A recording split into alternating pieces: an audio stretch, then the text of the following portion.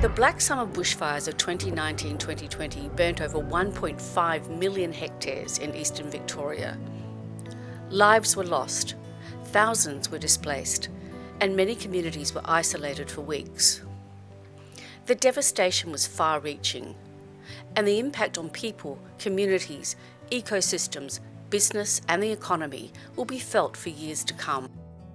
After the fires, local volunteers formed Community Recovery Committees, or CRCs. Their role was to make sure that local needs and knowledge were central to recovery efforts, and that projects, grants and support programs were suitable for their communities. We asked members from all 10 East Gippsland CRCs to reflect on their experiences, lessons learned and advice to other communities. This is what they said. At the time, you look at your community and your town and your lives and you think, this is a disaster, everything is a wreck, everything is terrible. What I know now looking back is that what you need to recover is already there, and it's there in spades, and it's growing exponentially because it's in your people.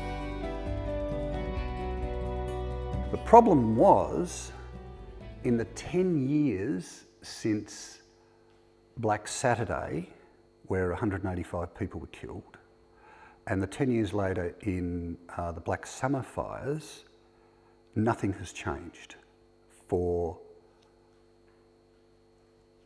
survivors on the ground. Absolutely nothing. I was in both. So when I joined, I would have thought at the very least there would have been a manual that you could just slap on the couch and you say, okay, this is the best way to do it, let's get going. That didn't happen. We had to go through an unbelievably difficult and stressful process of determining how we wanted the committee to function. And it's really wonderful giving communities self-determination, and I'm kind of all for that, but community groups also need a some clear guiding principles around which to form themselves. It was just kind of like choose your own adventure, and that makes it very hard to determine your purpose when you've got 22 people around a table. And we spent a lot of time and diffused a lot of energy faffing around with the paperwork. Everyone's different, every community's going to be different, and every need's going to be different. Get an idea at the very, very beginning of what you want to achieve and what your role is, and agree on it, and then stay focused. Different communities will have different resources, and they'll have different priorities, and they'll have different problems. But as a committee, I think I'd be saying keep it simple from the beginning, decide what your top 3 priorities are for the first 6 months. Pay attention to your governance structures and process, and have a clear understanding of your relationship with government and what their expectations are and what their support is, and have that in writing. It's almost having that organisational understanding of each part of your recovery. Who are your stakeholders? What are their roles? And what can you expect from them? What are they responsible for? I think that's really hard to keep track of, but it's really important because that's where your authorising environment comes from. And if you've got to push stuff through, you've got to get those things aligned. Find as fast as you can, and you've got to move fast. Find as fast as you can the best auspicing body or the best committee within that community without stuffing around and playing politics. Get it done fast, because that money comes fast, and you've got to get on it fast or it's go on just as fast. You've got to be really selective around what you choose to engage in and what you don't. Early days we probably tried to do everything, and you just can't do everything. So we had to become pretty ruthless around what we're going to put our energy into, and try and we also tried to match the skills of the people on the CRC around where their capacity can be best used.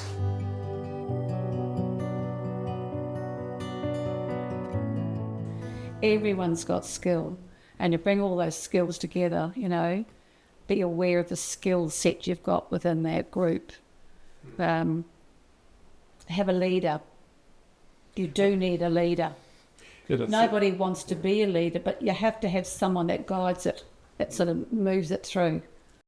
Well, you want diversity, and to get that, you have to be prepared to be quite flexible. That means you might have to use different methods other than formal meetings, I suppose. I don't know what they are, but we're working on that one. So that would be my advice. Yeah. You looked around the room, and there were business people, there were environmentalists, there were older people, younger people. It was everyone.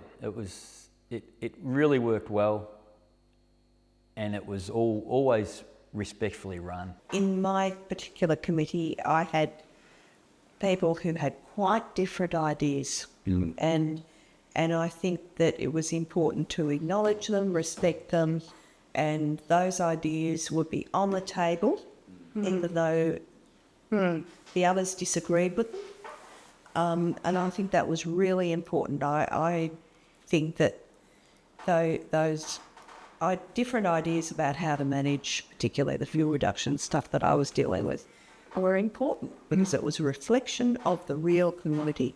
Like any small town, Mallacoota has different groups with different ideas, but Madras seemed to transcend all those. The town vote, I guess, gave everyone in town a voice, and then once that initial committee was formed, they put together a priority list of projects, and I think that's what made everything really legitimate the whole way through. That if we did apply for funding, we could go back and say that this is what the community asked for, and so this is why we're advocating on their behalf to get, what's been asked for. Consultation happens forever. That's what you keep doing it all the time.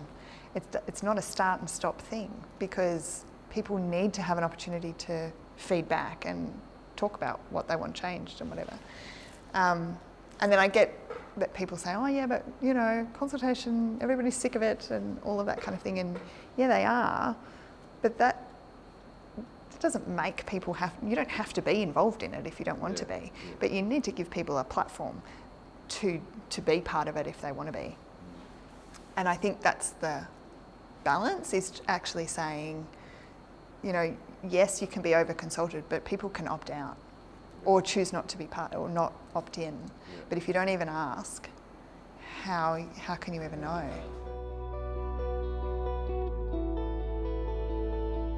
I think the worst thing that was ever decided on was to have competitive grant rounds. Some of the competitive funding that we went through wasn't very supportive, and I think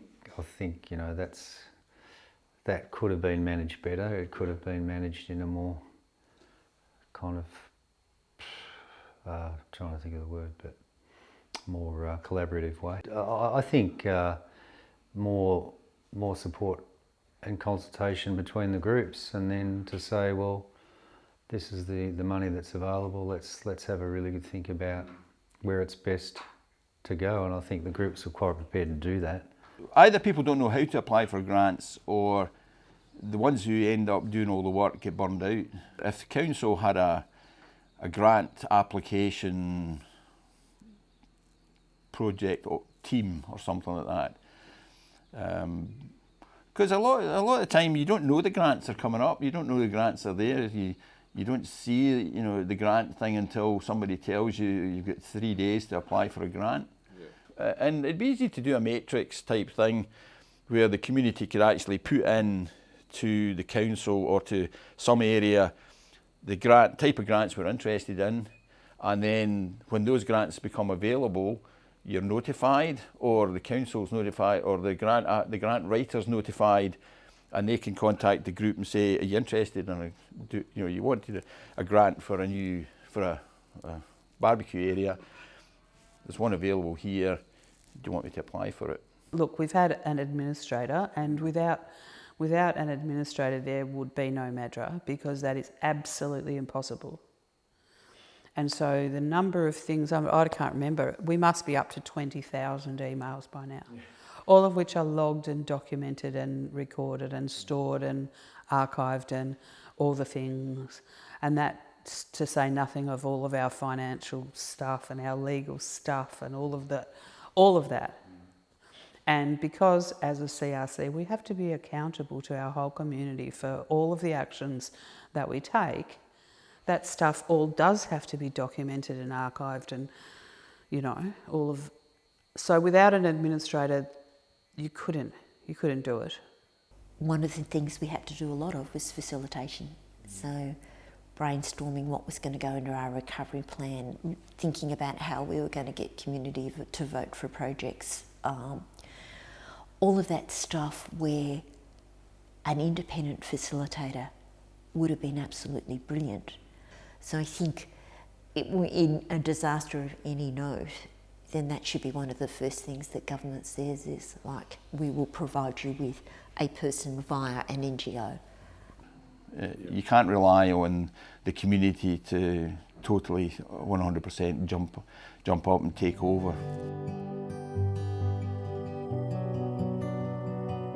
At the end of the day, we all want the same thing. We all want it to be fixed. We all want to make it better. But what I found was, one department would fight against the other. Like, there was a lot of talk and no do. It's just, that's where the frustration comes back in, because you feel like you're not getting anywhere. It weighs you down because you feel like, what's the point? It's up to the community to try and help them understand where you're at. If we just set ourselves up as the fire recovery group of Orbost, without it being a group supported by government, there was no guarantee that we'd be listened to. Whereas it has created that formal relationship with a degree of answerability both ways, I guess. But it has meant that we did have a little bit of impact to say, well, we are the local community recovery committee, and these are our issues, and that we would like answers. And I think that's made it a bit harder to ignore than if we'd just been a self-start-up group without that endorsement.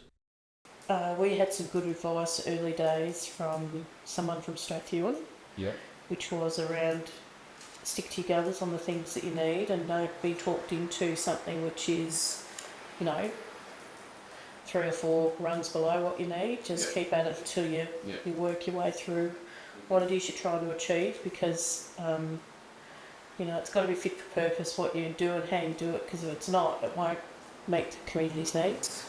And all the good stuff has been built at grassroots level, I believe. That sit on the grass, have a talk, whether it's an emergency service commissioner or the coffee van people, the sit on the grass success has been huge. One thing we did, we wrote a lot of thank you letters. We went back to authorities that had helped us and said, thank you. We really appreciate that. So we made people that had gone over and above, we made sure that that was recognised and that their bosses knew it as well.